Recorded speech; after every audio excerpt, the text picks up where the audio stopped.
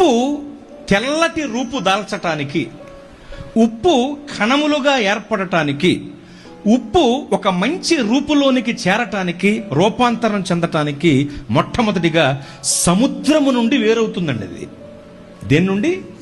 సముద్రము నుండి వేరవుతుంది. నేను అంటున్నాను, ఈ లోకం అనబడిన సముద్రం నుండి మనం వేరవ్వాలి.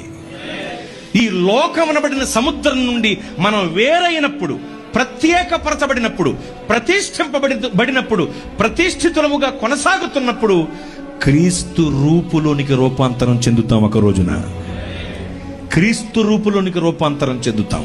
అందుకునే ప్రతిష్ఠితులం కావాలి, అందుకునే ప్రత్యేకించబడాలి, అందుకునే లోకము నుండి, పాపము నుండి, సాతాను నుండి, చెడ్డ సహవాసాల నుండి వేరుపరచబడాలి. మరి నువ్వు ప్రత్యేకపరచబడ్డావా?